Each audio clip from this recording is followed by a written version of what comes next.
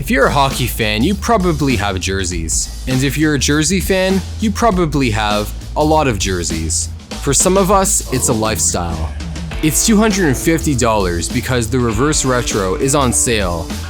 Everyone has a story with their jersey. We want to hear all of them. Every day is a jersey day, but today is Jersey Thursday.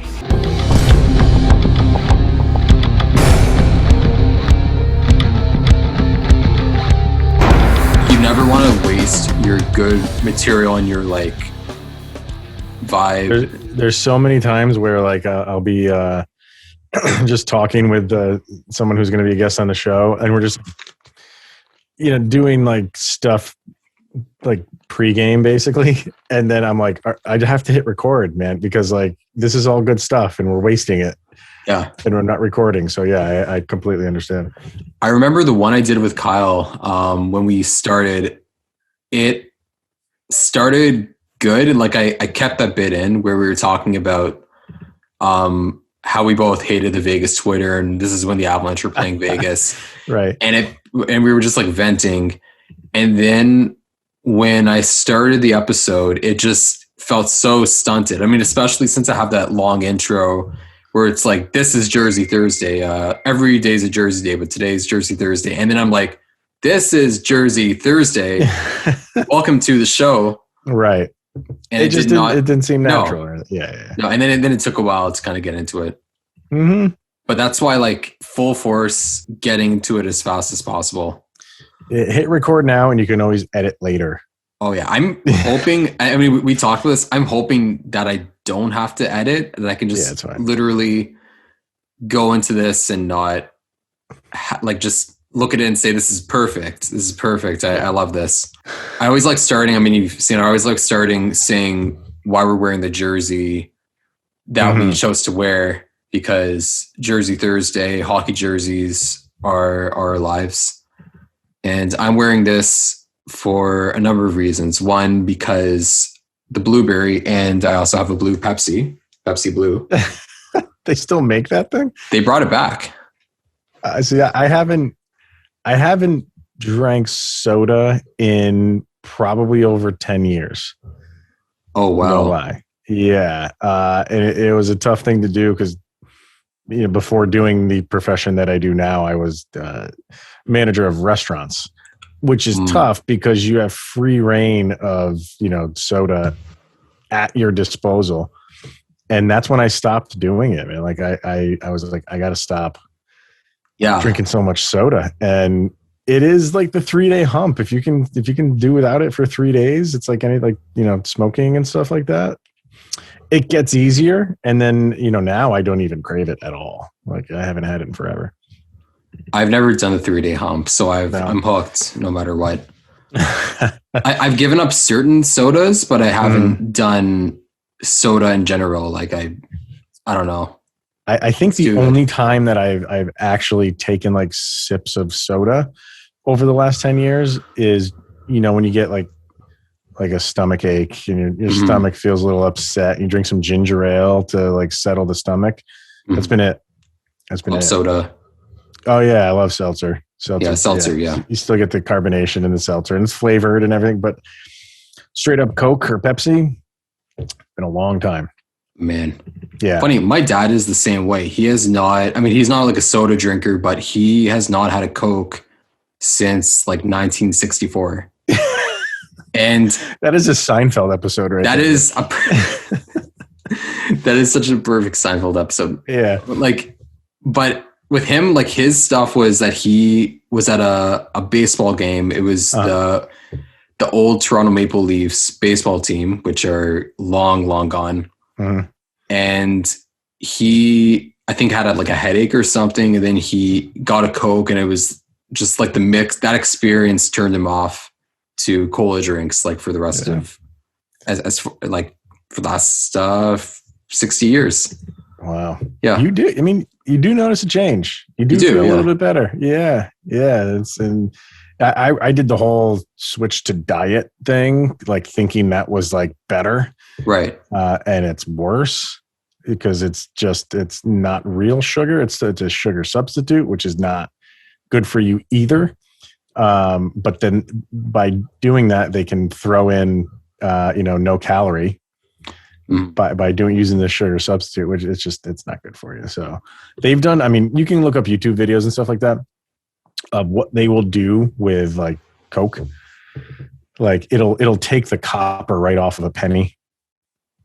Oh yeah. I'm sure everybody has seen the Diet Coke and Mentos stuff. When you throw a sleeve of Mentos in Diet Coke, it's like a volcano erupting. And that shit's going in your stomach, man. There's just so much, especially in the diet ones, there's so much unnecessary shit that goes in it. Yeah. No, and it's not good. If you try, do a fast, do a soda cleanse. Do it do you drink it every day? Ish. Like I don't drink it every day. Like my main drink is water. Like I'll drink a lot of water every day. And I've made that effort. Like I go on runs, I'll drink it with meals. I do my best to drink water as much as possible. But there's never been a time where you want to crack open a soda and then haven't. It's like, if I want a soda, I'm going to treat myself to a soda. Pretty much. Yeah. And like, I've never resisted. I probably should, because there's just so much garbage that goes into them. One thing I have done is I've made an effort to buy Coke made with like sugar cane, like the Mexican Coke, like original recipe. And like, it's a better alternative to the current one with all that garbage in it. But at the same time, it's still Coca-Cola. It's still right. Yeah. Then I would say, like, if you're the type of person who's always, like I said, treated yourself, whenever you want a Coke, I want a Coke. I can have one. Be cautious and be cognizant of that moment, and don't.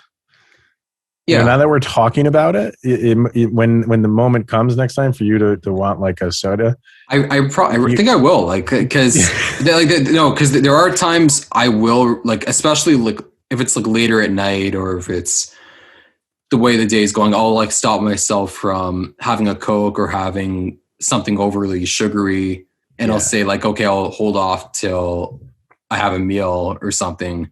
Yeah, but I indulge a lot. I'll indulge myself and just figure, it's one soda, and like holding off is holding off.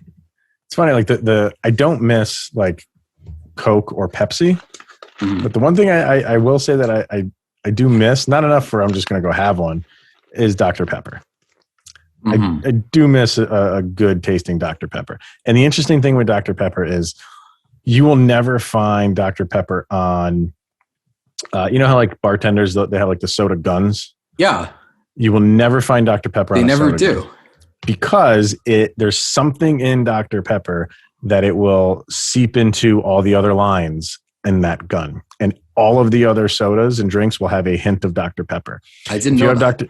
If you have Dr. Pepper on a soda gun and you do the club soda, it will come out a little bit brownish because the Dr. Pepper has seeped into. So you technically could have Dr. Pepper flavored club soda if you wanted that on a soda gun. I'm curious. So I'm curious how it would work out with the Coke Freestyle machines. What are those, like the things where you can like touch everything? Yeah, and they have, because Dr. Pepper is its own thing, but then there's Mr. Pibb, which is like Coke's variation on it. And I'm curious how they manage that, because they probably is like a similar scenario where they probably have to separate it in such a way. Yeah, I mean, if you broke open those machines, I'm sure the Dr. Pepper is secluded somehow, because it will ruin that entire machine. Fuck, those things are crazy. I went to go. This was like COVID times when my wife and I ordered like Five Guys or something like that. So I went to go pick it up, and they had the soda machines there, but because they don't want you touching the screen, obviously, you can do it from your phone now. That is crazy. I didn't know you could do that. Yeah, I didn't order a soda, but I'm like, I kind of want to. So you have that screen on your phone, and whatever showed up on that screen is now touching on your phone. And then all you do is put the cup under there, and you do it like normal, but on your smartphone, out comes your liquid. Man. I think I read because McDonald's, you can do that with their touchscreen thing too, I think. Through your phone? Something like that. I've heard you can do that with the McDonald's. I guess you can do that with the Coke one too, the same way. And I'm kind of like, wow, I mean, it took COVID and they came out with that relatively quickly. You know, were they not working on that? And then because of COVID, they streamlined this thing and within like 2 months came up with that technology. That's incredible. They probably had it like on the burner and then people, like it's like a money, I don't know. Crazy. That's crazy. I didn't, there's a place in, I don't know if you've been here in Canada where we have it, but there's a place called Hero Certified Burgers. Okay. And it's not really, because we have Five Guys too, but we have a place called Heroes, and it's like, I don't know how to describe it. It's similar, kind of similar to Five Guys in some ways, quality wise, not price wise. It's better ish, but they have the machines there. And like next time I head there, I kind of want to see if you can do that with the phone. Check it out. Yeah. Pretty amazing. Yeah. Anyways, with the jerseys, you have a ton. I got obviously something. I have some right beside me. Yeah. Which you know, I can there's one that's not a hockey jersey, which I had to bring on because it's like my favorite. Oh, I almost forgot. I'm sorry to cut you off because this is how we got into this. Yeah. We were talking about what jerseys we're wearing and why. I brought up the Pepsi Blue. Yes. And then and then we went off track. Completely off track to like a different train track. So this is this is my newest one. Is that Tanguay? This is Sam Girard. Okay, I saw. Okay, I'm my mind's let's go this way. There you go. 49. Right. I thought I said 40. Okay. I mean, I wanted a Sammy G jersey, and you know, I went for. I think this is my newest one. I don't know if I don't think I've gotten one. I got one for my wife for her birthday, and that's cool. I don't have it with me. I probably should have brought that one. Mm-hmm. One of her favorite movies is A League of Their Own. Yeah. So I was able to find Tom Hanks's character with the Rockford Peaches baseball jerseys, and it says Dugan on the back and number 43. So that one is pretty cool. Is that the non-hockey jersey that you bought? No, that is not the non-hockey jersey. You want me to start with the non-hockey jersey? Fuck it, do it. Because this, you know, when you're a kid, and you kind of latch on to, you know, when you're a kid, when you kind of latch on to like these just obscure players for no reason, like they're not, they're those like fringe all-stars. They might have a good season and make it one year, and then when they do make it, you expect that, like, you just hope they have an awesome all-star game so more people can notice them besides you. And then they don't even play in the all-star game. So this is, and you being Canadian, where are you in Canada? I'm in an hour from Toronto. Okay. Yeah. So one of my favorite players as a kid. No way. Delino DeShields, number 4. I just think these Montreal Expos jerseys are just timeless. I absolutely love these colors. Just not being in existence anymore. And Delino DeShields was just a guy that maybe just because his name rolls off the tongue. Yeah. When did he play with the Expos?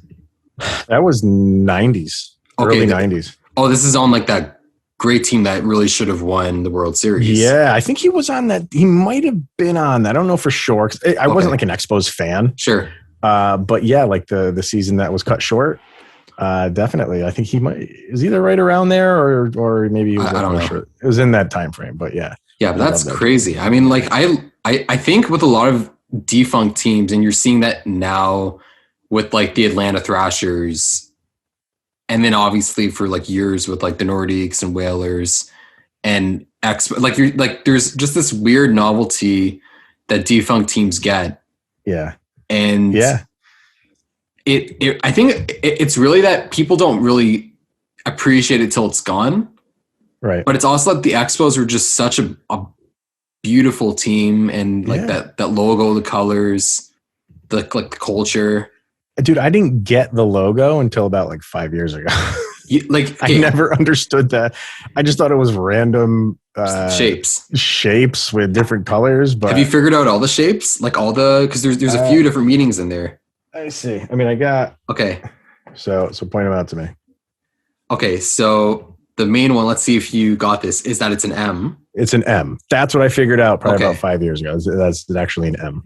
And then there's an E. The red is an E. Right. And that's Expos. And I think it's the L might be just like a le. Like I'm not sure. Could be like a baseball bat. Or something. The B stands for baseball. So I think it's like the white is a baseball bat, maybe. Yeah. Something like that. I'm not sure. I know the ELB probably stands for something. I'm thinking something Canadian.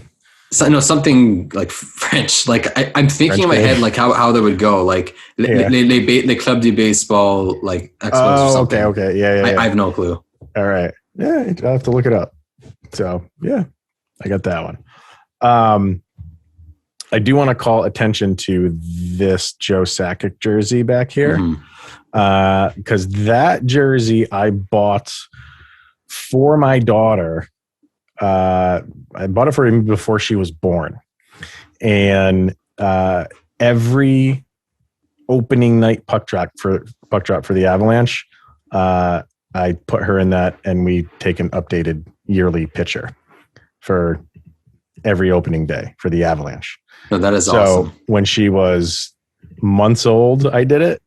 And then 1, 2, 3, 4, 5. So we'll do it again this October. And she's nowhere near filling it out yet, but I purposely bought a larger size. So we'll do it until she gets to those teenage years where she doesn't think dad is cool anymore. And then who knows? But yeah, that's what I did for her when she was born. That was my gift to my daughter, was a Joe Sackett jersey. And then like she'll slowly grow into the jersey like year by year. Exactly. Which is awesome. Exactly. So yeah. So, and if you follow me on Twitter, I put them up every year. So I always add to the collage. So all the prior years are there. You can see her growing up, and yeah, it's pretty cool. So yeah, no, I love that. Yeah. I mean, maybe like she'll be just like into, I don't know, maybe who knows? Like she'll just like wear with pride, and she'll be like, let's take the photo every year. That's what I'm hoping for. I'm hoping the best, but expecting the worst. Just waiting until, like I said, dad's not cool anymore. So, so we just keep rolling with these, or what? I mean, we can go as much as we want. The thing that, and it's like I said, the thing that sucks. I mean, like maybe it doesn't suck because it might have been a depressing episode if we did it tomorrow, where. I didn't want to touch on like free agency, because by the time this episode comes up, we'll know what's happened with Landeskog and with Grubauer. And we might not. They might not have signed by then. That's true. Yeah, that's true. Because like Parise and Suter, when they were like the front runners, they didn't sign until like the third, I think. Was that second? Yeah, it wasn't like the first day. No, that I think it was. Well, I don't know when they signed. I think they had the press conference on the 4th of July. Yeah. But I don't know. Maybe they signed and then waited. I think you're right. It was the 4th. Yeah. Or it could be like in the 4th. Geez, remember Kovalchuk, where like he didn't, like everyone was expecting him to sign like on like the 1st or something, and he did not sign till like August. Really? That's the the second time, because he signed with the LA Kings, and then it got turned down because like it was like way too long and way too much. I don't remember that. That was some weird shit. I don't know. It will be, as far as Grubauer and Landeskog. I think Grubauer is they're closer. They are closer than Landeskog and the Avalanche. Grubauer and the Avalanche are closer than Landeskog and the Avalanche. So I think Grubauer probably gets done. I mean, as of us recording this, we're only a couple hours away from Wednesday, but I don't really think he wants to go anywhere. I don't think Landeskog wants to go anywhere, but Landeskog wants his money. I think Landeskog is going to test the market. I don't think he's going to find it as fruitful as he expects it to be.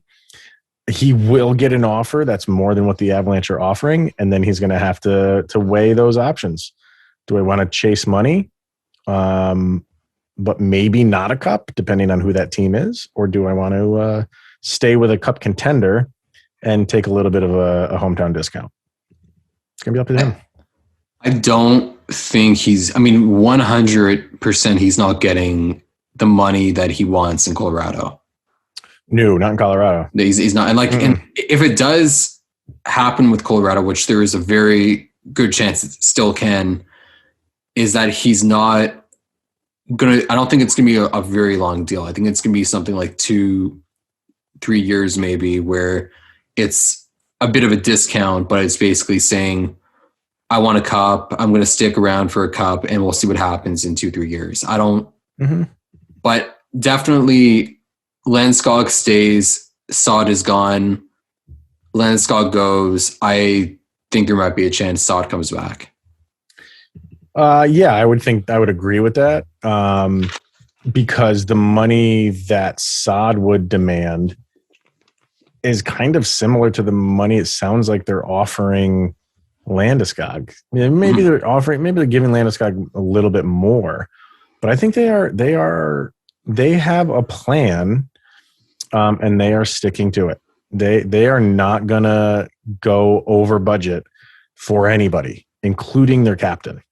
So I think that says a lot about, what the Avalanche know that they can do, what they will do.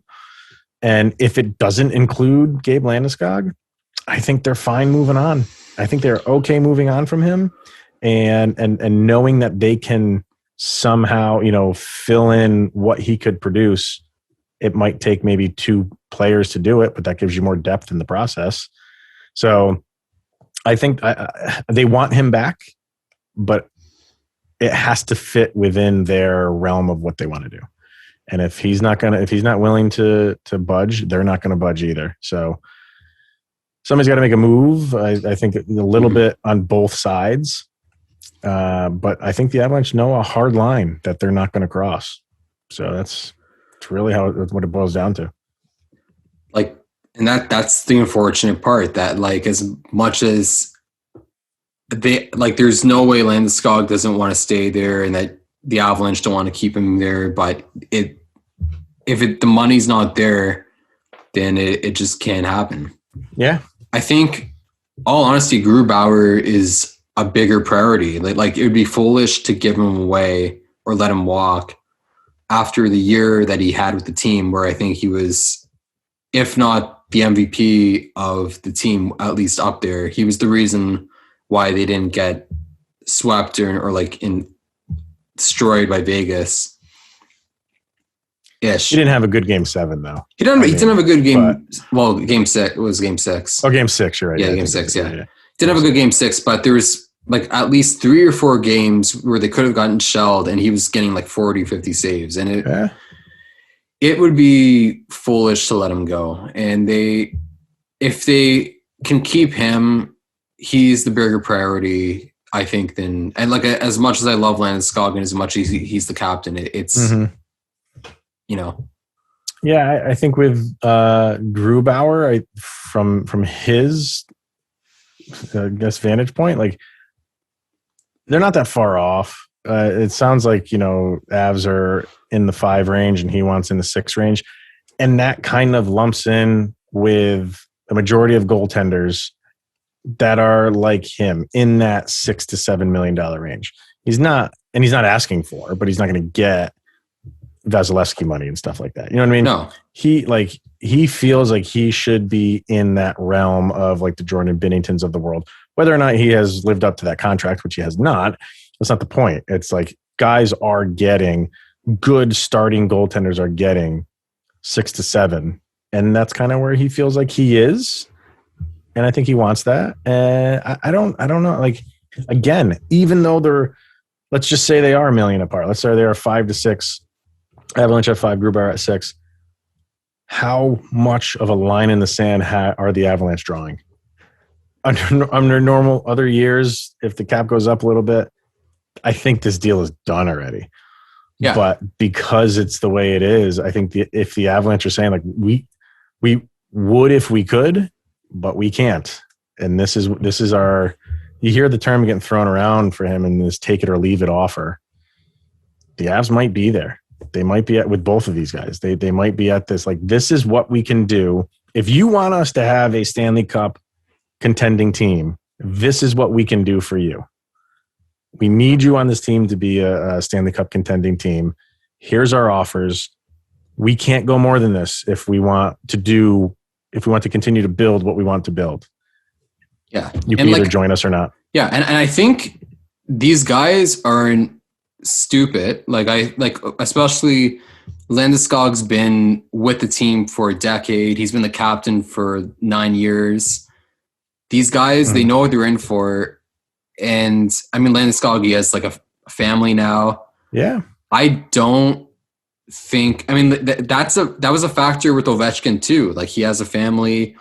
A lot of guys, if they have like a wife and kids and they have a solid foundation in a city, they're likely not going to move unless they can, one, get a better situation on another team, or if they want to get a cup.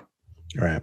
And I think that's like, these guys, like, they know what they're in for. And someone like Landeskog, even if it's $2 million less, I think you're right that he just wants to see what's out there. Like Grubauer too, they want to see what's out there. They want to really explore what the other teams can offer them. And then they go to the Avalanche and say, okay, let's get this done for 2-3 years and then go from there. Because this is the moment that every hockey player is looking for. Like, this is their unrestricted free agent contract. Yeah. You know, so I don't blame them for wanting to go see what's out there, especially Landeskog. Yeah. You know, he's been a captain since he was 19 years old. Like, he's meant a lot to this team and the city.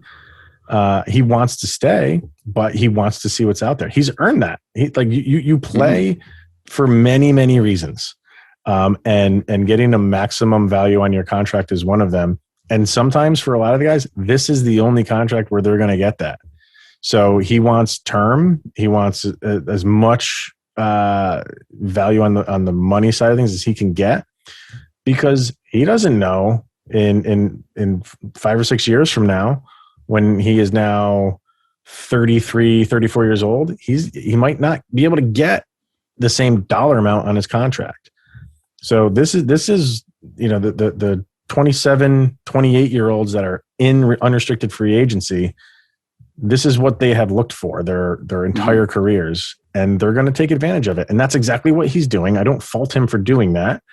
And like you said, sometimes they circle back, they test the market, not what they expected, and they come back. Sometimes there's a team out there that throws a ton of money at them and they walk. I don't know where it's going to go with Landeskog.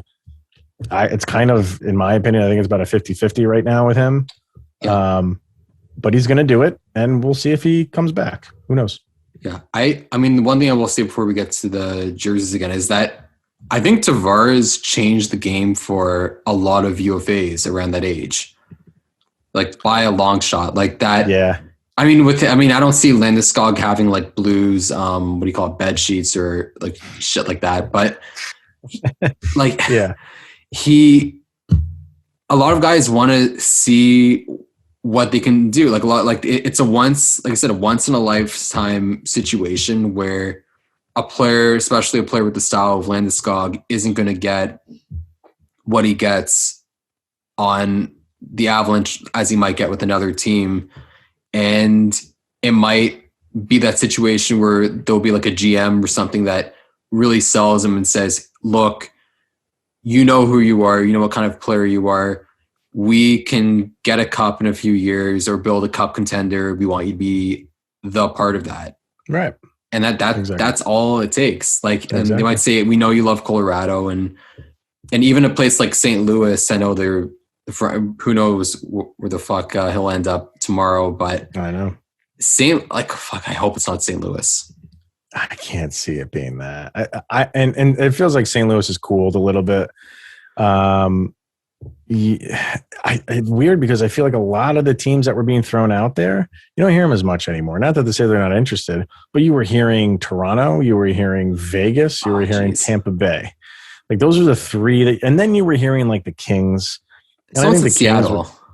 which is like a weird. I don't. It's not going to happen. No, I think Seattle. If Seattle was in play, there would have been more talks than what actually went on between the two of them, because they did talk, and apparently it was short, and the Kraken said we're not touching that amount, and they never went back and renegotiated or anything prior to during the exclusive Kraken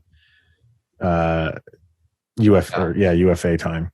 So I don't see that. I mean, they could always come back to it, but I don't see that happening now. And really, like you're going to go to an expansion team. I know Vegas flipped the script on what expansion teams can do. I don't think anybody's expecting that to happen again. That was a fluke. No. Teams prepared better for the expansion draft than they did for Vegas. You want to go to Seattle because they have a good sports community? Fine, but you're not competing for a cup. Like you're going to be competitive. They will be competitive. But he's not going to put them over the top of being a Stanley Cup contender. No way. No. Like, way. So I don't see that happening. Best I can see, like, I mean, we'll get back to the jerseys, but like best I can see with Seattle is that I wouldn't be surprised if they made the playoffs as like an 8th seed. Yeah, no, I could see that at best. Right. Like and then when you get in the playoffs, anything can happen in the playoffs. But I don't know. So that's where we're at. Yeah. All right. Yeah. Makar, want to see one? Or you can pull out So because it's that time of the year with our Olympic team, even though it's the Summer Olympics and not the Winter Olympics, I do own a TJ Oshie, because that was just so inspiring. All of those penalty shots he was taking again in the Olympics. So I had to go, and I just love this jersey. It's got like the stars kind of like embedded in there. I was just taken. Everybody was a TJ Oshie fan after that happened. At least the United States, anyway. I don't know how they were feeling in Canada about it, but this was a big one. Yep. And I love those. I love those Nike Olympic jerseys. Just like how they have the effects on the shoulders and stuff. You love it. Oh yeah. TJ. So that's that one. Yeah. I mean, I think it ended up okay for Canada in the end. Yeah. Yeah. They won that, didn't they? Mm-hmm. Yeah. And then let's see. I love this one too, man. So I watched your episode the other day with and you had some All-Star jerseys on. All-Star. Oh, that was the purple one, right? Yes. Yeah. So this one was bought for me. Oh, wow. I saw the stripes and I knew what that was right away. Yeah. So, and this is Joe Sackett. Okay. So the guest that I had on that day, and like a buddy of mine, Dan, aka Van Can Fan 75, he probably has one of those, but he would go over the moon for it because he is like a sucker for anything from that season, the 75th patch. Oh, so good. Yeah. Yeah. And that's that, man. I fucking like, that's my favorite patch. It's so great. Like, it's so hockey. Is it like, there's no other way to describe it except like that. Yeah. No other sport. I don't know why. There's just something about it that just screams hockey to me. It's perfect for them. I love it. It's the two things. Like, I think it's the lines, and like it's that OHL logo style, like lines. That's true. Yeah. Moving like lines. And then it's also the orange logo. And the thing is that orange NHL logo looks good on every jersey. Like if you look at the Sharks that season, the Nordiques, the Whalers, that orange makes every jersey it was on, including that All-Star one, look great. Over at Locked On, our Locked On NHL logo is just black and white. And we have a chat with all the hockey hosts in it. Mm-hmm. And someone said, like, I've never said anything, but that has always bothered me. Can we change the outline to orange and have it be black? And they did it. And it's like, why didn't we do this at the beginning of the network? It's just... It sticks out so much. Yeah. Yeah. I don't know. I love the NHL shield more than really any other sport. I just think it has so much... I don't know. Yeah. Panache, I guess, is the phrase. Yeah, I guess so. But I love that. I think that season was just it might be. I mean, the reverse retro, the way the NHL came out with it this year is up there. But the way the NHL celebrated their 75th anniversary is just perfection. Like with the original 6 teams doing throwbacks, the turn back the clock, and then that they brought. I think those were the 52, 53. I might have, or it might have been 50, 51 from the first All-Star game. That those ones? Yeah. These are throwbacks. That one there, yeah. Yeah, like it's definitely the early 50s. I forget the era, like the exact year, but I like they just went all out, and I love that. Yeah, and like I went and if you watch or just see like images from that game, just when everybody is wearing them, it gives it a completely different look for some reason. Yeah, and then they're great. Yeah. Great. Is that because I know there was one of those All-Star games that they had a few players not wearing helmets. Was that one of the games? Ooh, I don't know that. I just know that I think Brett Hull, I know, was one of the players that didn't wear a helmet, but they were trying to, this might have been ESPN that was pushing for it around that time. So I guess it might not have been that season because they weren't. But okay. I know at least one of those early 90s All-Star games where ESPN was asking the league to maybe have some of their stars not wear helmets. Really? And I don't think it was that All-Star game, but that would have been, if there was any All-Star game for that to happen, that would have been an ideal one because of the throwbacks. Yeah. That's pretty cool. Awesome. Keep going. Yeah. We got a bunch. I mean, like I saw the Makar one. Right over that one there. Yeah. That's like, they're so ugly. They're awesome. That was the outdoor from a couple of years ago. I think they're great. Like they are so not a hockey jersey in terms of like it's just weird. But for doing it for a one-off, I think it's awesome. Well, I have one of those and it's probably one of the worst choices to have because I have a Grubauer of one of those. And is that the one he got hurt in? Yeah, it's when he got hurt. Yeah. But it was on sale, and I couldn't. And I wanted one of those for that reason. That I love that it's the most un-hockey-like jersey. Oh, it's terrible. But I honestly, I fuck with it. I love the LA Kings one that they did. I want teams to go as bizarre as possible. Like they have fun with it. Took a chance. Apparently they did a lot of research on it with like teenagers and things like that. They did a lot of I don't know what's that called when you have a bunch of people in a room watching a show. Shit. I know this is called a focus group. Focus groups. Yeah, they did a lot of that, and that seemed to be the winner. I think they just went like, okay, let's run with it. Yeah, and what I love with that, and do you want to take it down to kind of like show it, or you can keep it up if you want. Yeah. Yeah.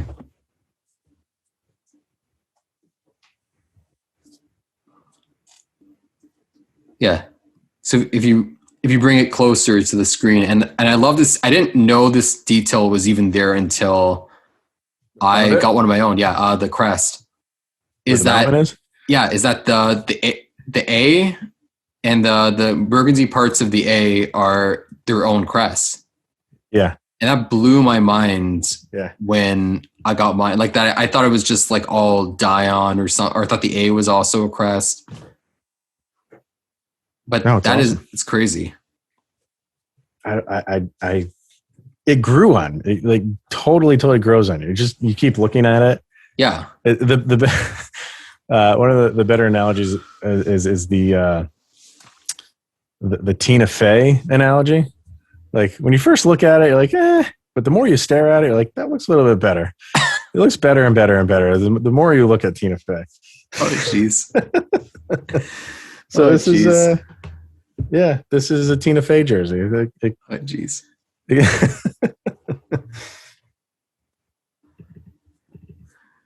Yeah.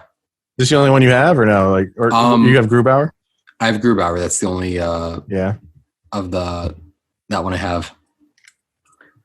And then on the other side, let's go to this side. Yeah. Because that Landeskog one is from their first outdoor game. Right. With Detroit. Actually, didn't they have one where I'm probably mixing things up? Yeah. That was the Detroit one. Then they had that was the Detroit one. Yeah. That one I was looking forward to because that game. Well, I mean, it was their first outdoor game. Sure. And not only was their first outdoor game, it was also on my birthday. Like they played that game on my birthday. And they lost it in overtime. So I was like, how the heck are you guys going to lose an outdoor game on my birthday? Don't you know that it's like my birthday? Clearly they didn't care because they blew it and they lost in overtime. I could not wait for that jersey to get announced.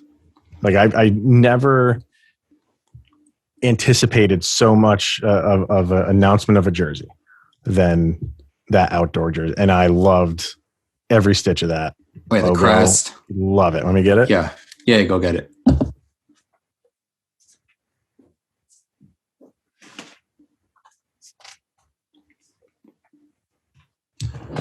Yeah.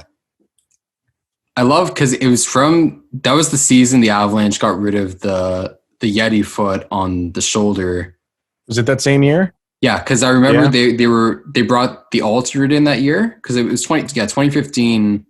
They played that game and and they were so good. And when they brought that's the alternate that you have in the back there with the triangle logo that they still have. And they brought your shoulder patches too. And they were just using the C logo so much, and they use it so well on that jersey. Oh, it's perfect. And I love that. I love the ginormous numbers on the side. And, the reason for that is because you're playing in a baseball stadium. People in the upper deck need to know who you are. So that kind of helped out. But, big numbers on the back. But, I think – for the Avalanche, like they haven't really, I mean, they haven't changed their main logo since they moved to Denver. No. And which is kind of rare for everybody outside of the original six. You know what I mean? Like most teams are changing colors up. They're changing, and they've changed, different tints and stuff like that. And they've changed, the different lines and stuff on their jerseys, and they've had third jerseys and stuff like that. And they're using the Seymour and the like the Varlamov one I have over here. That's the third jersey that they have. So they do things, but their main jersey has always been that A with the puck coming through. And what's so? Do you think they're going to change that? Did you think that is a question that is asked sometimes? Like, should the Avalanche change their logo? I mean, they've changed the design. They've changed the look of the design of the jersey. In different ways, yeah. Do you think they go more to something like this? Like a C or... Yeah, I think they're in a weird spot because they might be the only 90s team to not change their logo. I was thinking about that earlier, and I'm going through just quickly in my head, like what are all these teams that have been out there? Like, and everyone that I thought of, I'm like, nope, they changed it. So yeah. And really, like the other one that lasted this long, I mean, like a lot of the other teams either have a variation or they went back to it, like the Coyotes are doing now with the Kachina. Yes. Yeah, because they're bringing that back full time, which I love. But with the Florida, they had their original logo for a good 20 years, and then they just overhauled it with the new ownership. But the Avalanche are in a weird spot because they have the two cups under their belt, and they also are the way they are now. So I think if they were going to change it, it would have probably happened in the late 2000s, early 2010s. Yeah. But I don't know. Like, I don't know if they do it though. Like, but the weird thing is, and it's a big detail from, and like you were describing the logo, I mean, that logo up there. Yeah. Is that it's in that weird 90s era where almost every new logo had either a hockey stick or a puck because they needed to have those two design marks in these. I mean, Colorado was and always has been a certain hockey market, but it was still a new team. They hadn't had an NHL team for a while. Right. So it's still a weird thing that is like with the Coyotes catching a logo back and like, I don't know, the Sharks probably at some point are going to bring back their original logo. Yeah. I don't like the time to do it would have been like 10 years ago. I don't know. I think you're right. I mean, if they were going to do it, they would have done it by now, type of thing. And I think there's something to be said for them. You know, I think they've looked at, you know, the classic designs of the original 6 teams, and not that they want to be known as that and be on that level, but I think they value, you know, consistency in your logos. It's a great logo. So why go ahead and change it? You can have your fun with your third jerseys and your reverse retros, and that's where you switch it up. And you know, so it's not like they put the A on every single thing that they come out with.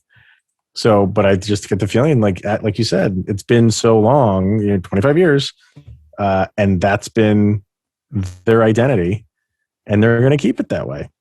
And then for third jerseys, and whenever they do something else, they'll mix it up with that. Yeah, so. I mean, they've already mixed up a bit with the helmets and pants. Like they've had that combination for their entire existence. And then last season they figured, you know, fuck it. They might as well change it to blue and blue. I mean, it doesn't look as great on the away, but on the homes, I like the away, man. Really? I do. I'm not going to say I like it more. I like both color. I like how on the home, the blue is just head to toe. Yeah. I like that. And the first time I saw the white with the blue pants and the blue mitts, and you're like, wow, it took you a second, but you're like, yeah, man, like that's different. I dig it. I did. I liked the white one because I wasn't crazy about the white and black pants. I wasn't crazy about that. I think the blue popped a little bit more. Yeah. And it kind of brings a more cohesive color scheme. But what I would love to see is the burgundy pants we have with the reverse retros, which aren't going to be back next season. I know. Being used on the aways. I would love to see that. So the white would have burgundy pants. And then what color gloves? Probably like burgundy, like burgundy gloves. Like it would be like burgundy. Yeah, because the main jersey, and a lot of teams have that combo where the main jersey has, because the main jersey is burgundy, and then it has the blue outline, the blue pants and helmet and gloves, and then the away would be because it has the burgundy outline, and there really isn't a lot of blue on it. And I get what you mean, like it pops out, but that would be. So many people have suggested that they do that, and I'd love to see that. I like that. I like it. I think, you know, they do change the look of it every couple of years. So I give them credit for doing that. You know, they don't just keep, like the one you have behind you is widely known as like their ugliest one. Yeah. I love it. I think it's great with the piping and everything, but the apron. Yeah, but they kept it for a couple years and they switch it up. So, you know, they're good at doing that. So, I don't know. Yeah. You got the Bork in the back there. That is what's the other one I have? I don't have it here. I have an Adam Foote one. Did I not hang that one up? No, I have the Adam Foote one with it's from like the 2005 third jersey. So like the bottom half is like the black and the it's like this, except it's burgundy. Yeah. No, I got those too. Yep, love it. So I got that one too. Yeah, but I just wanted it took this side. There you go. It took me a while to find a Bork one. It was very difficult to find a Ray Bork jersey in an Avalanche uniform. Yeah, I don't know. Yeah, so I searched high and low for it, and I finally found one. So, is that the Coho? I think so. Let me see. Yeah.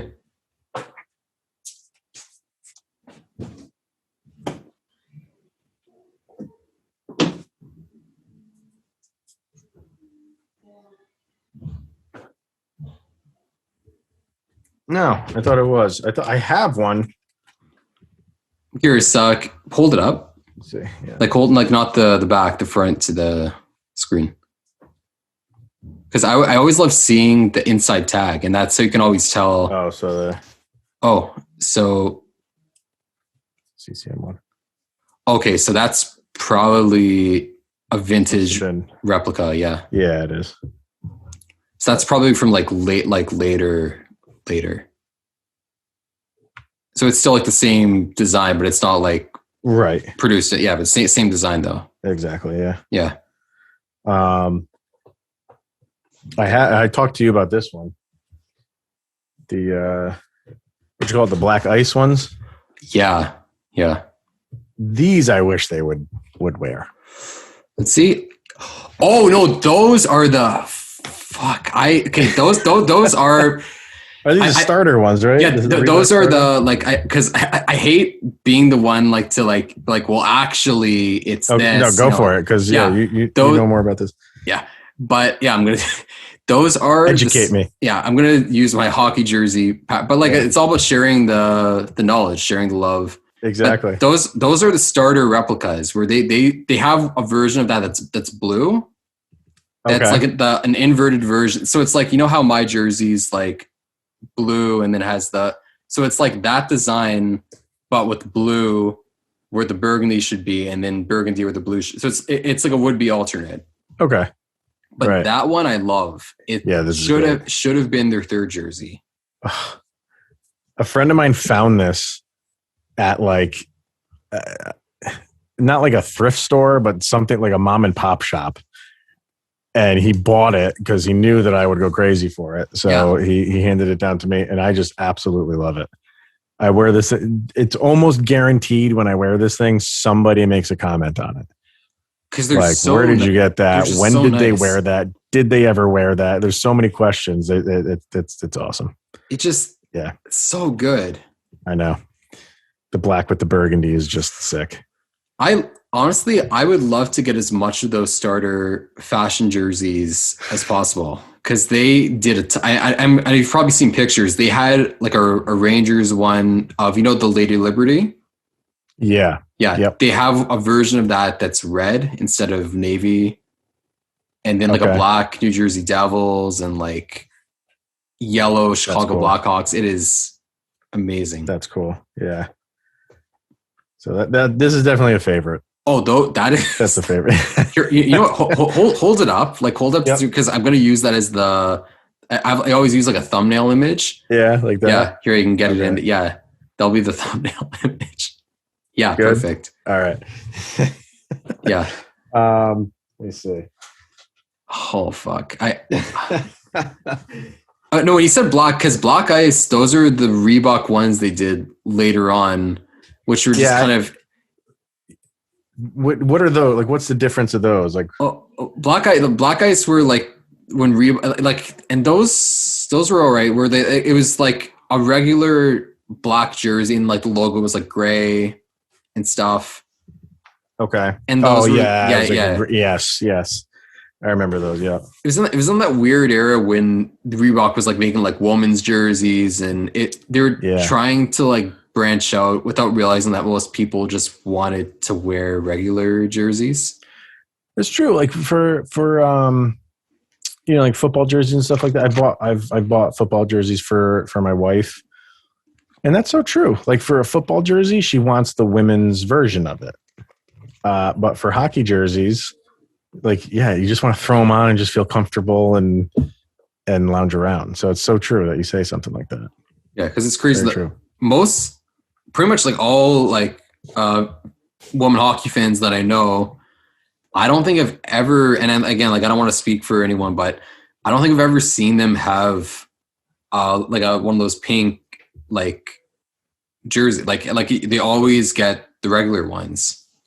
So I guess that's why that's really the reason why it didn't work, because you never see them anymore. They never make them. No, not for hockey jerseys. You're right. Yeah, I think they tried it, and maybe even the females were like, no, we want the regular looking jerseys. You see it all the time in baseball and football jerseys, and it fits those like the pink stuff or purple stuff. I don't know. For some reason, like you can't recreate that in a hockey jersey. It doesn't look as good, I don't think. I don't know. Yeah. I think a lot of people probably finds it pandering too, where it's kind of like, okay, this is the jersey for you, and like you can't wear the regular jerseys, and right. Right. Yeah. So I got 3 more things to show you. Fantastic. I have growing up in New York, and before the Avalanche came into existence, because I was a New York boy and my dad was a New York Rangers fan. I mean, I guess you could consider me a New York Rangers fan if the Avalanche aren't involved in it. Yeah. So when they did their outdoor game, I think this was their first Winter Classic. Yeah, in 2012. I loved what they did with the crest. Oh, I love that. I absolutely love that. And I'm wearing a Sammy Girard, but this is the other Girard. This is Dan Girard, Girardi, actually. But, I always liked him. He's a defender. So kind of the names are similar. I always like guys, the Italian last names, even though Sam Girard is not Italian, but Dan Girardi is. I just love this. I like the cream colored. It's not white, it's not a New York Rangers white. It's more of a cream color. The crest is awesome. I just think that's just such a throwback. Like it's so cool. It looks so good. And that was a really good looking Winter Classic. Yeah. Because the Flyers had their cream jerseys too. It was like orange and stuff. Oh yeah. That was pretty good. Yep. I agree. Yeah. So awesome. I love that one too. So, all right. Yeah. By the way, where are you right now? Because you're on the East Coast, right? I'm on the East Coast. Yes. Yeah. I'm still in New York. I'm just okay. North of Albany, New York. Yeah. Okay. Yeah. So you're pretty close by, because I'm like I said, I'm an hour from Toronto, so you're closer than I thought you were. Yeah. Yeah. No, we're not that far from the border. Yeah. 3 hours maybe. Yeah. Yeah. I'll take a jaunt up there pretty soon, hopefully. I don't know. Yeah, when things open. I did get my my tickets to the Avalanche New Jersey Devils for next year. So I'll be going to that. And the day before is the Avalanche New York Islanders, which for some reason that game is not on sale. I don't know why. Yeah. But I'll be going to back-to-back Avalanche games. But probably the best case for like myself, because my birthday is on the 4th, which is the day the Avalanche come to Ottawa. Okay. So that might be my birthday gift to myself. There you go. And then there's that, and then they come to Toronto a few days before, which I don't know how much you know about Toronto ticket prices. No. There is a very small chance I'm going to get to go to that. Those sell out fast, and they're pricey as fuck. Doesn't matter the game? Nope. Unless it's a really bad team, and Colorado's not a bad team. Yeah. People are going to want to see that game. Yeah. Ottawa, I went to Ottawa in 2019-20, a month before the pandemic. Okay. And I got to see all the guys there. Okay. But yeah, there's a chance I'm going, and then there's Montreal, but that is just a slap in the face to everybody. So many women that have lived through that. That's just, it makes you sick. And also the Bergevin's involvement with Chicago as well. Like there's, he shouldn't have a job anywhere. Like, come on, like when they made the pick, I couldn't understand him because he's got a thick accent. So I didn't hear the name well when he announced it. And then they showed like the graphic up on the screen, and I saw the name. I'm like, wait a minute, that's the guy. And then the announcers were like, well, we didn't think we'd be talking about this. And I'm like, holy crap, they actually took this guy.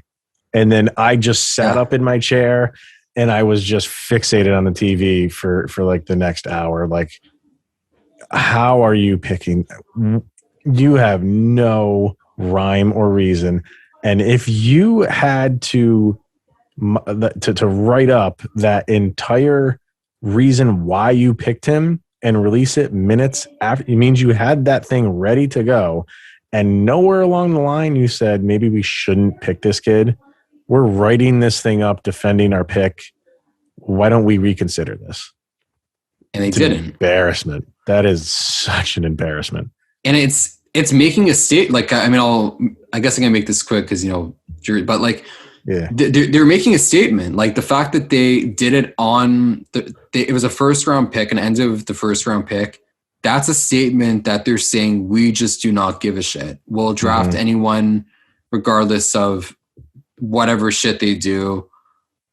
And that's a huge slap in the face to survivors of that, to hockey fans, to people that are getting into the game, and people that are honestly seeing like this is what the culture is, and it shouldn't be that way.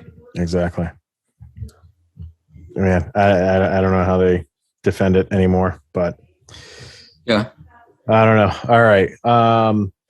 So I got two more things. I got one jersey and one non-jersey. Okay. But it's awesome. And you follow me on Twitter, so you might know what it is. Very much so. I did post. All right, yeah. So for the last jersey I have, it's just, I mean, it's not going to break the mold or anything. I just kind of feel like if you are a hockey fan and you collect jerseys, you got to have it. You have to have it. And it's the great one. Yeah. On an Oilers uni. I mean, it's just, it needs to be added to any collection. You know what I mean? It's just, yeah, it's necessary. It's necessary to own a Gretzky jersey, in my opinion. I love it. Yeah. My last guest, who was Sam Chang from the broadcast, and she was, I don't know if you saw that one. She was showing off her Hall of Fame. She has the thing where she collects Hall of Fame players in their jerseys. Yep. And like, I think she said that was one of the first ones she got. Yeah, you have to. I don't have that one. I actually don't. Really? I don't own. I think if I did own a Gretzky jersey, it would be just something as far out as like the white Lady Liberty Rangers or something like that. Yeah, but that's where I'm kind of all caught up on what I really want for Avalanche jerseys right now. So I think the next thing I want to do is maybe go down the road of collecting Gretzky jerseys and all the teams. I feel like I have to get a Gretzky Kings jersey. You have to. And then, I want to get one on the Rangers. Do I want to get one when he was on the St. Louis Blues? I mean, you kind of have to, like, cause do I do that though? I mean, that is so. Oh. Then you have to get, or at least look for the Burger King. Which one's that? With the LA Kings, with the purple. That one? Yeah. See, when I think Gretzky and the Kings, I mean, just the classic black and gray. Yeah. But this is that, like, the one-off one they had, because this isn't the one like the Ziggy Palffy stuff they had later on. The one that lasted like 5 games. The Burger King. Yeah. Is that what they call it? The Burger King? Because it looks like the Burger King logo, the mask. That is so funny. That's funny. I know what you're talking about. Hilarious. All right. Yeah. And then side note, my wife, one of her favorite movies is Ferris Bueller's Day Off. Uh-huh. So for so long she wanted Gordie Howe jersey because that's what Cameron. So I ordered it for her, and the one that arrived was a outdoor game jersey, a Winter Classic jersey. Okay. So she still likes it, but it's not the Ferris Bueller's Day Off jersey. So she was a little disappointed. I'm like, I don't have it in me to buy you another Detroit Red Wings jersey. Being an Avalanche fan, doing it once wasn't. You've reached the quota. You know what? I think if there's any players to break that limit for, there's really 2, and that's Yzerman and obviously Gordie Howe. Right. I know.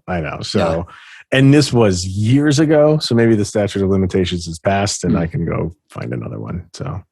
I don't know. Do you have that with you, or is it's upstairs? Okay. Yeah, it's a cool jersey. It's their outdoor Winter Classic one.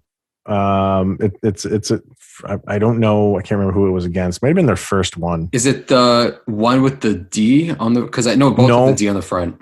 Nope. It says Detroit on it and like a weird, like kind of like a neat font. So that might be their turn back the clock from the 9. Like it does it say, is it white? And does it have like a red bar? The jersey is red.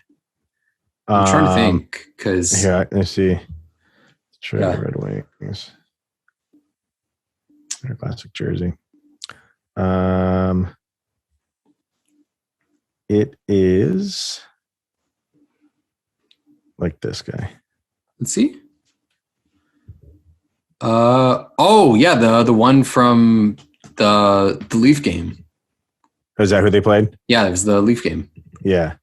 Yeah. That's you know what? I was talking with someone about how a lot of fans, like, they kind of have that, because you know what a jersey foul is, right? What's that? So it's like, say I have this jersey, but I get Patrick Waugh on it. Oh, okay. And like Patrick Waugh never wore this jersey. Right. But is that what they call it? Yeah, jersey foul. Okay, makes sense. Yeah. So it's kind of like weird, yeah. And a lot of people, like, with some players, especially like older players, where if you want to be a super hardcore jersey collector, there's like no way you'll be able to find like an exact jersey that Gordie Howe wore with the Red Wings. Like there is like a very small, like, right. But like, so I think there's some leeway with players like that, where like you can kind of like get a jersey with them on, like, you know. Yeah. On jerseys they didn't wear. Yeah, yeah. I mean, as long as it's not like someone like recent, like if I get like Sackett on this, then it's kind of like a huge slap in the face. Is that like in the, you know, and I like my jerseys, but I don't like stuff like that, like the lingo and everything. I'm not updated. Is that like a huge no for major collectors? Like, yeah, it's a big faux pas. You just don't do it. So I got one last thing to show you. And like I said, you probably know what it is. But if you grew up in the 90s, you were not cool unless you had a starter pullover jacket. Yeah. So I found this bad boy on what is it? It's not eBay. It's Poshmark. Okay. Yeah. Never used it in my life, but I created an account just to buy this bad boy. And I didn't even tell my wife that I bought it. It just kind of arrived and she's like, what are you going to do with that? I'm like, I'm going to wear this thing. So this is a pullover. This is a pullover jacket. Full logo on the back. That is awesome. You know, this has got the pocket underneath here. Yeah. Dude, these things were everywhere in the 90s, the starter pullover jacket. How this person still has this thing in really, really good shape, I don't know. But I literally, it's not like I was looking for this like high and low. For some reason, it just popped in my head, like, you know, the starter pullover jackets. So I went and looked and this showed up. I don't know if these are like widely available because I found this relatively easy. But I can't wait for the winter time so I can wear this bad boy. Oh man, all over the place. I am wearing this to work. I am wearing this when I snow blow. I am doing like, this is going to be my normal winter jacket right now. You need to pull off like a full 90s look, like get like one of those starter caps from that era. Oh, I should do that. Do you have a Walkman? I don't. Dude, I used to have that yellow Walkman. Did you have the yellow Walkman? What? No. Give me one sec. Oh my God. You still have one. Go.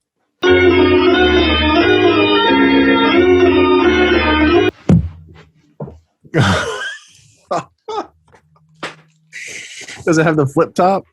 Yeah. Or is it just? Yeah. One sec. Yes. Oh my God. Oh yeah. Now, have you had that all along, or you revisited it and bought it somewhere? So, I mean, like I'm like 23, so I wasn't around for Walkmans. But like I did a film a year ago and it involved a character who had a Walkman. And so I specifically bought it for the film, but I use it as much as possible. You use it? Oh yeah, fantastic. I like my music listening methods are like I have a record player there. If you can kind of see it, it's it's like the brown box. Oh, okay, right over the corner there. All right. And I have like a bunch of records, and really I'm go full analog, and then I have like Spotify, but I use this as much as possible. But this would be, if you get one of those, and dude, that one's got the radio tuner on it. It does, yeah. That's a big one, man. Because the one I had did not. I think the tuner came after the year after the one I had. Yeah. Yeah, man. Does it still works like a charm? Oh yeah, it still works. Yeah, perfect. That's if you had this and with this, this I think it originally came with like the belt buckle thing where you could attach it, and that would be like you have a starter cap, pullover jacket, and just like baggy pants, just like rock the whole full 90s look. Skids. If you can find Skids pants, you are those. I should look those up next. I'm sure somebody out there has Skids pants. They're like MC Hammer pants. Yeah, like way over. Like what do they call those? Well, other than Hammer pants, like butterfly pants or something. They might be that, but I know a brand name was Skids. That was one of the brands. But his tip in particular, I don't know, his might have had a different brand. I don't know. But for this, I never had an Avalanche pullover. I always had a Broncos one. I never had an Avalanche one for a starter pullover. And everybody had, for some reason, didn't matter where you lived, if you had a starter pullover, it was a Charlotte Hornets pullover. Yeah. Everybody had that because the colors, everybody loved the teal and the purple. You know, it was unisex. Boys had them, girls had them, didn't matter. Google Charlotte Hornets starter pullover jacket. Oh, I've seen. Okay. 8 out of 10 people had them. A lot of my eBay search, I've seen that one a billion times, and if I had the budget for it, I would buy it and rock it. But I've seen so many of those. And so cool. The Broncos one, was that orange? It was blue. Okay. The one I had, was blue. Like where you see burgundy here, it was blue, and then this would be orange, or orange and white. So it was predominantly blue. The Hornets one must have been so good. It did. It looked awesome. It looked really, and I am surprised, this nostalgia world in which we live in. I can't believe these haven't made a comeback yet. I am starting it right now. This is Starter even around? Because I never really looked up on them if they're still kicking. That's a good question. I don't know that. Maybe they're not even in existence anymore. But I can't wait. I bought this a few weeks ago, and I have to wait months until the cold season is here to wear that. But I'm wearing that bad boy with pride. Do it. Believe you me. That is so. Jeez.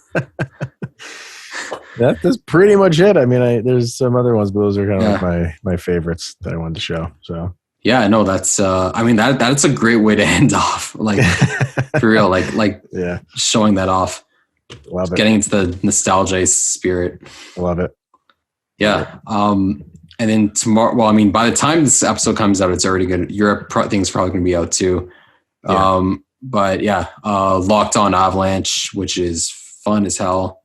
Yeah. We're a sports podcast network. We release daily podcasts on whatever your favorite team is. Not just hockey. You name your sport, name your team. We got a podcast that comes out every day in 20 to 30 minute episodes. So yeah, I do the Avalanche team, which is a ton of fun. When they started the hockey category, which was about 2 years ago now, like I've been the only host of Locked On Avalanche. So I'm about 350 episodes in so far, which is it's a ton of fun. I absolutely love doing it. So well, I mean, you can't slack on your famous co-host. Who's that? Kyle? Yeah. I've been trying. I tried forever to get him to do a show of his own. And he was always hesitant to do it. And then he kind of pulled the trigger with what he's got going on now. And he's killing it. And he's doing phenomenal. He's got, it's a great idea. Like what you're doing right here is a great idea. What he's got, he has people on and just, they tell their story with how they grew up with hockey. And it's everybody from, your average Joes like you and me to, you hear who he's got on tomorrow? I think it is. I don't know if it's tomorrow or a couple days, or he's recording it tonight. Maybe. Well, last time because I remember a couple of weeks ago, he made me guess who his guest was, and then he dropped the player in the Toronto Six.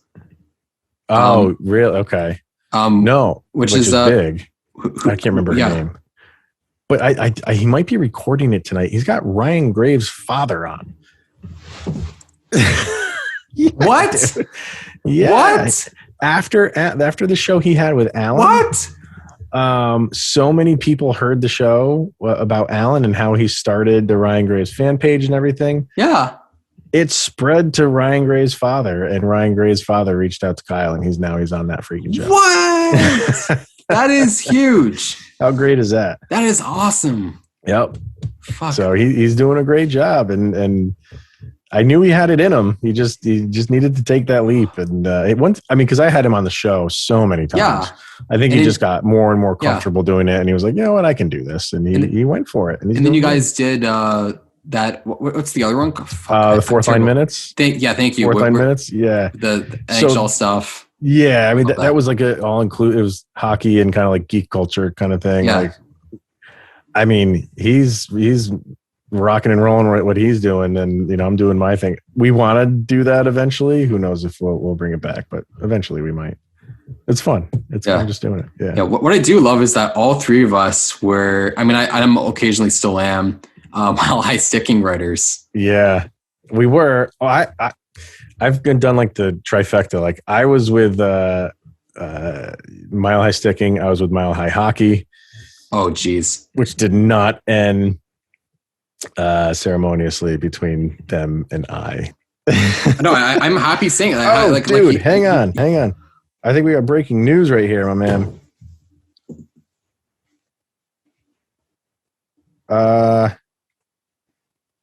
8 years, $7 million, Gabe Landeskog. Whoa. 8 years, $7 million, Gabe Landeskog. Whoa. There you go. Okay. Wow. Okay. There we go. Okay. So now we see, you know how we were talking about how we're not going to get to react? There you go. Let's do it. Let's react. We did it live. This is big. This is huge news, people. Wow. That is fantastic. He did it. 8 years, $7 million. Okay. See, he must have come down. It's so funny how we started the show with this, and now we're getting towards the end of it. Oh wow! That is a sigh of relief for Avalanche fans. Holy I need champagne. Crap. I know, right? We should have had some just ready on the go. So, oh fuck, huge. That's huge. Dude, 4 words. Don't doubt the Sackett. He gets shit done, man. He gets shit done. He's going to sign Grubauer because probably this is the thing that was holding it up. He's going to sign Grubauer probably right away. I would not doubt it. I would not doubt it. That's fantastic news. Especially 8 years. That's like I thought it was going to be like 2 years at least, 3 years, but he wants to stay. Yes. Good. Wow. Hang on. And yeah, I mean, everything is falling into place. How does Grubauer not come back from that? Or, after, you got Makar locked up, now you got Gabe locked up. Wow. Oh, wow. This like, what a way to end this. The sigh of relief is like incredible. Holy. Hang on, let me see here. You can edit some of this down, can't you? Like if we're just doing dead air, because I'm looking up. I'm just making Oh no, I'm planning on, because the less I edit this, and I'm happy because there's as little stuff to edit here as possible compared to some of my last ones where I went on like long rants about random shit. And I felt bad because I was scaring my guest away. Wow. This is great, dude. I'm speechless. So much just contention around that whole thing. And you just thought they were drifting apart. And he's back. He's back for the long term, man. This team, they got to do something now. Like, this is where they have to do something. Like, they got to make their mark. Yeah. Now's their time. They got Makar locked up. They got Landeskog locked up. That's only going to help bring Makar back, or McKinnon back, when he's his next contract. They got something special brewing. Oh, What I love, and then I'll say this, then you can go into your Tom Hunter story, is that McKinnon, he said so many times that it does not bother him that he makes the money that he does. And he seems like that kind of guy, like that he just honestly, he knows he could be making the most money in the league. Yeah. But if it's going to help his team out, like he wouldn't play anywhere else. If it's going to help the team out, he'll do it. Yep. And I love that. Yeah. I think these guys, like you hear it all the time in locker rooms, like they all get along and like, this is a good group of guys and I want to win with these guys. And you just get the sense, like when the guys on this team say it, they genuinely mean it. So I think this team wants to stick together as much as they can. The Avs are not going to be a big player in free agency. They'll bring some guys in like here and there, but Sackett knows he has his meat and potatoes. Yeah. He doesn't need to bring in these big name guys. He's got them. Yeah. You got to bring in the pieces to the puzzle, and that's what he's going to do. I want to see them get Dominic Cahoon, or sign him to a show me deal. Like he's always been that one guy. I don't know. Like he's always been that one guy that he's always gotten a raw deal the last few years, team from team. I don't know. Cahoon's my guy. Wow. But yeah, Tom Hunter, do it. So, all right. So I was writing for them. This is probably 3 years ago now. And, I wasn't doing it, just doing some normal writing and things like that.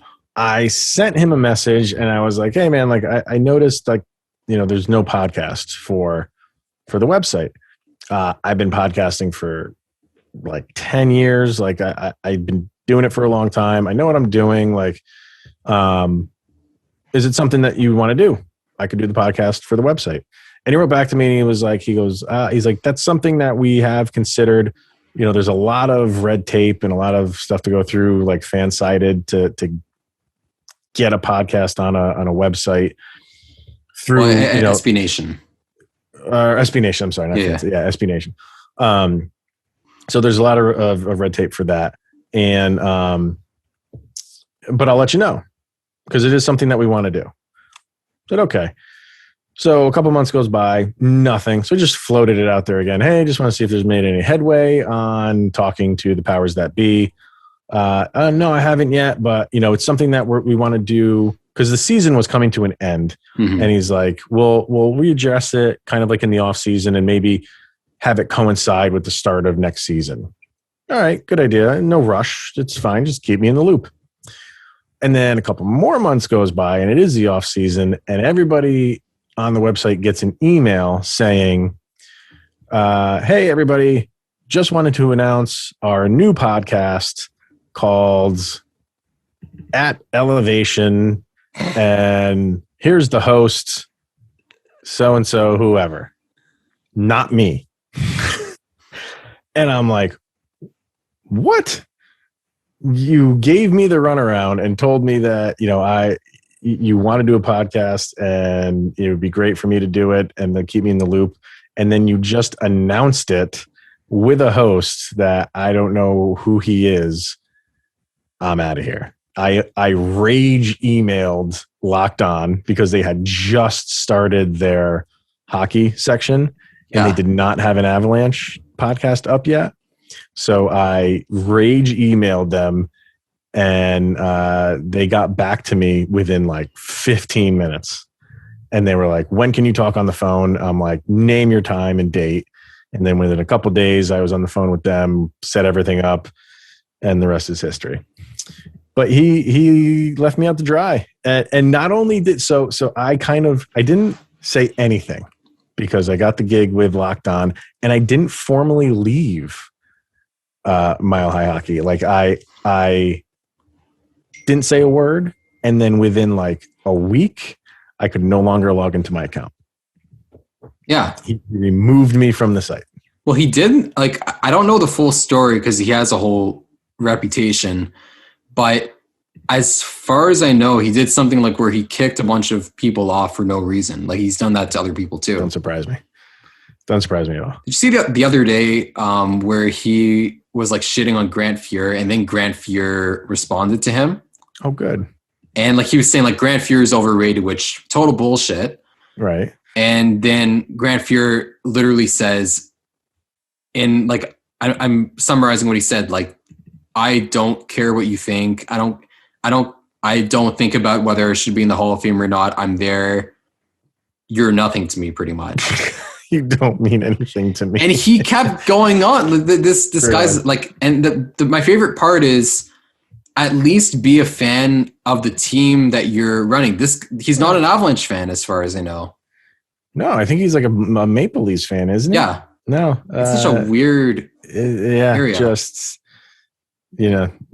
dangled the carrot in front of me and then pulled it away and then just completely shut me out of the network. So yeah, you know what? So but I mean, yeah, you're killing it now. Who like? Oh yeah, yeah, dude, I'm in such a better spot. So trust me, like no sleep was lost. But and then I went to Mile High Sticking, did that for a little while, and then recently moved over to the Hockey Writers. So I'm doing stuff for the Hockey Writers website right now too. So yeah, a lot of fun.